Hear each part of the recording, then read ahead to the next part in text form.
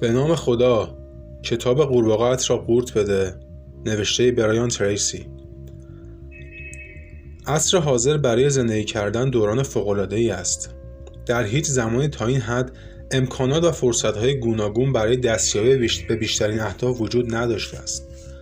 چرا که شاید در هیچ دورانی از تاریخ بشر به این اندازه انتخاب‌های گوناگون در پیش روی انسان نبوده است. در واقع آنقدر کارهای خوب و جالب برای انجام دادن وجود دارد که شاید بتوان گفت توانایی تصمیم گیری و انتخاب از میان آنها عامل تعیین کننده موفقیت شما در زندگی است. اگر شما هم مثل بیشتر مردم این دوره و زمانه باشید، حتما با زیادی کارها و کمی وقت مواجه هستید. در حالی که با انجام امور موجود دست به گریبانید، کارها و وظایف جدید به طور سیل آسا به سوی شما هجوم می‌آورند.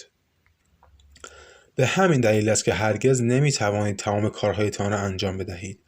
شما هیچ وقت نمی‌توانید از کارها پیشی بگیرید و همیشه در مورد بعضی از کارها و شاید در مورد بیشتر کارها از برنامه عقب می‌افتید.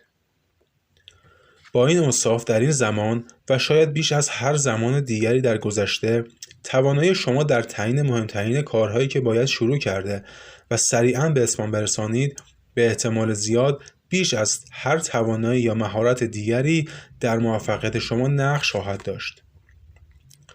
یک انسان معمولی اگر بتواند این عادت را در خود ایجاد کند که کارهای خود را به طور واضح اولویت بندی کند و کارهای مهم را سریعاً انجام دهد، می تواند از یک نابغه که زیاد حرف می زند و نقشه های عالی می کشد اما کمتر کاری را به انجام می رساند پیشی بگیرد. از قدیم گفتند اگر اولین کاری که باید هر روز صبح انجام بدهی این باشد که قورباغه زنده ای را قورت بدهی، در بقیه روز خیالت راحت خواهد بود که سخت‌ترین و بدترین اتفاقی را که ممکن است در تمام روز برایت پیش بیاید پشت سر گذاشته ای. قورباغه شما در واقع بزرگترین و مهمترین کاری است که باید انجام بدهید. همان کاری که اگر الان فکری به حالش نکنید، به احتمال زیاد همینطور برای انجام آن تنبلی خواهید کرد. ضمناً کار مورد نظر همان کاری است که انجام آن در حال حاضر می تواند بیشترین تأثیر مثبت را در زندگی شما بگذارد.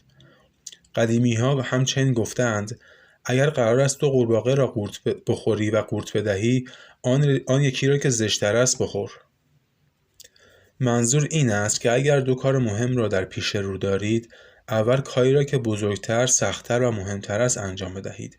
خود را موظف کنید که بلافاصله دست به کار شوید و آنقدر مداومت به خرج دهید تا کار را به اتمام برسانید، پیش از آن که دست به انجام کار دیگری بزنید. به این کار مثل یک امتحان فکر کنید و با آن مثل یک مبارزه فردی روبرو شوید. در برابر این وسوسه که اول کارهای آسان‌تر را انجام دهید، مقاومت کنید. مدام به خودتان یادآوری کنید که مهمترین تصمیمی که هر روز میگیرید این است که اول چه کاری را انجام بدهید و بعد از آن به چه کاری مشغول بشوید. البته اگر کار اول را به انجام برسانید. حرف آخر این است: اگر باید قورباغه زندگی را بخوری، هیچ فایده‌ای ندارد که مدت زیادی بنشینی و به آن نگاه کنی. کلید رسیدن به سطوح عالی کارایی و بهره‌وری این است که این عادت را برای همیشه در خود ایجاد کنید که هر روز صبح ابتدا به سر وقت مهمترین کار خود بروید. باید در زندگی این عادت را در خود ایجاد کنید که هر روز قبل از انجام هر کاری اول قورباغه خود را قورت بدهید بدون آنکه وقت زیادی را صرف فکر کردن درباره آن بکنید. با مطالعه و بررسی هرچه بیشتر در مورد مردان و زنانی که درآمد بیشتری داشته و سریعتر پیشرفت کرده اند، ویژگی عملگرایی به عنوان بارزترین و پایدارترین رفتاری که آنها در هر کاری از خود نشان می‌دهد خودنمایی می‌کند.